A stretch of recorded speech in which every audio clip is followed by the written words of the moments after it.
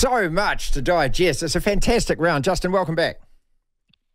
Yeah, thanks, Marty. And you're right. Last week we were chatting and talking about the imbalance of the round and how we had basically dead rubber games and no excitement. And we had the same amount of games this weekend. But, man, they delivered, all of them. It was good. Exactly right. And look, we'll go through them. I mean, Moana Pacifica would have to be one of the worst games I've ever seen, but I love the result. The Waratahs beating the Crusaders, and that's got to be the dumbest rugby at the end of that game I've ever seen. Hurricanes versus Chiefs, you were calling. Rebels putting the Highlanders season to bed. Let's start with the Hurricanes, Justin. And I've been saying all day so far on the show, and I hope you agree, look, that Hurricanes side, mate, is just playing rugby worth watching. Yeah, they certainly are. And I feel a lot of that's got with how fit they are, how much competition they've got within that squad. Players really wanted to go out and impress to get a starting jersey. You know, the loose forwards is just an example of that, with players playing out of their skin. Equally, the back three, you know, plenty of competition for places. But I think what that is infectious, because you want to be part of the team that starts, obviously, or even in the 23, and go out and play that style of rugby. But equally, you've got to be able to play that style of rugby for 80 minutes, and the bench have got to be able to add an impact. And all of that is happening for them, and they are very enjoyable to watch at the moment. They are trying to play positively and are succeeding at doing that. Look, that's what I love. It just seems to be stuff, reputation, stuff, everything else. We're getting the ball and we're going to come through you. And that was epitomised, obviously, by Omua, who's playing, you know, well, as good as he was playing a few years ago when we all thought that he might be an All Black. Yeah, and it was one of the mouth-watering matchups. They are across the park, to be fair. To sort of single one out is not easy, but I certainly felt that the performance of Safa Omua up against Samisoni Taukei'aho was always going to be a clash to watch and to be intrigued by. And what really impressed me about the way Asapo is playing at the moment is the fact that he's playing in the right areas. He's playing in the areas that suit his game. Now, we've saw this, a powerful, fast, impact-style runner that can break tackles and unusually explosive in terms of being able to, once he breaks those first couple of tackles, to actually pull away from even backs. But you can't do that 2, 3, 4 metres from the ruck. You're running into traffic. You're in the wrong zone. And I think, unfortunately, at the moment, that's where Samisoni Taukei'aho is doing a lot of his ball carrying. He's just getting double-teamed and knocked back, whereas Asapo Omua is recognising where he can be a threat, where he's using all his skill set, and he's getting himself in those positions. And, man, it is making that game plan for the Hurricanes even more exciting when he is out in those outside channels. So if our new rugby All Black coach, Scott Robertson, Razor picks on form, you know, names like this have got to be being penciled in there, don't they? Same as TJ Perenara. Now, I'm happy to wear egg on my face here. I mean, I'm happy to be proved wrong. I've been saying for 6 months or more that I don't think he should be back in the All Blacks. I think it's a retro step. And then he produces a performance like he does against the Chiefs on Saturday night and shuts me up.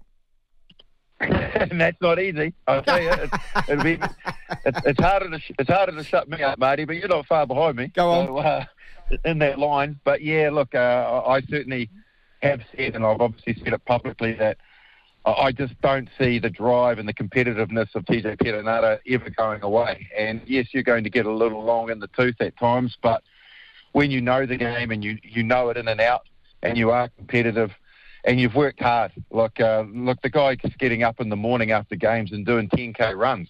Like, he is obviously super keen to get that All Black jersey back, but he's also recognising FOMO. He missed out for 2 years on all forms of rugby. Yeah. And I think he's just recognised that he still had something to give the game. And I think he's out there with a really fit, healthy body. I don't think I've seen him in better nick. Yeah, he may have lost a yard of pace, but you don't notice it then when you're actually smart and intelligent and know how you get yourself quicker to a breakdown, or know what your support lines need to be for a line break, because you can't replace that experience, and that makes up for that yard that might be missing. He's playing good rugby, Marty. Jeez, I tell you what, Justin used the word FOMO as well. What's going to be next, mate? Risen, you're going to put a TikTok out, are you? For God's sake, mate. What's that?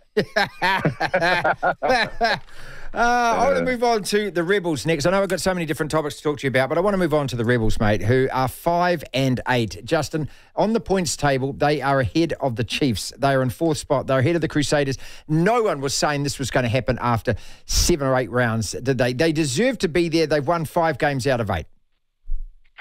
They do deserve to be there, and they've done it in a really bizarre sort of a way, but they've just been accumulating away nicely and got themselves into that position. Look, I saw them get their arse wiped, if I don't know how to say it. Go on, by the way, Chiefs. Mate, yeah, that's so true. Yeah. Yeah, exactly. And I was just like, well, this is not a side that's really going to be in the top 8. But somehow they've just managed to get their way into, I guess, playing good rugby. They've got some players back, like Dungunu wasn't playing on that particular night. A few others are starting to find their form and playing better rugby. They haven't got a bad loose forward trio. I really questioned their tight 5, but they seem to have just grown an arm and a leg around confidence, in terms of just winning games and getting games under their belt and seeing themselves in that position on the ladder. And it can do massive things in sport, as we've seen with all sport, that if you're a good confident side and you find that art of winning, you can achieve anything. And they are proving all of us wrong. And good on them. Yeah, look, they've been what they're going through off the field. They've been tailed by the Brumbies, the Reds, and the Hurricanes. It was, sorry, not the Chiefs. Let's speak about the Chiefs, though. What do we make of this team, mate? Okay, sandwiched in between getting 37 put on them by the Crusaders and 36 by the Hurricanes. They obviously towel up MP 68-12. But those 2 out of the last 3 games where 2 New Zealand sides have beaten them so well, where are they at? It's a very, very good question. It's hard to put your finger on, isn't it, really? And I guess when you're actually conceding a lot of points and your kind of season is unstructured, there's no real rhythm to it, it's really hard to know exactly where they sit. Capable, but yet at times looking like a team that's not knowing their identity and not knowing how to function properly. And I just, at the moment, I'm really struggling. Like you've asked a really good question. As you can tell by my hesitation in my answers, I'm just not quite sure where to place them. I understand. I honestly am not. Mm. Yeah. And, I just feel at the moment that they're playing this rugby, correct me if I'm wrong, as you always will, that pass it to Damo and let him try and do something. And, I mean, that's, they're a much better team than that. They can use Damien whenever they want, but it just seems at the moment that that's the idea. Give it to Damien and let's hope he does something. Yeah, that's right. And, when you think about the players and the difference that they can make, well, he certainly does make a difference. Like I've said to you before, one man does definitely not make a team. But they just look a slightly different outfit when he's on the field, and they can do things that can open any good defence up. But then they fluctuate out of games, and Damien McKenzie can't do anything when you have a dysfunctional scrum for 25 minutes of the match. You just can't operate, and when you're having little off periods and drift in games, it's costly for them because it's conceding them points as well. So if you want your big marquee players, if you want those players that can turn the game at the flip of a coin, you need to be functioning within the game really well to allow them to do that and to perform those sorts of skills that none others can. And that's not quite happening at the moment, I don't think.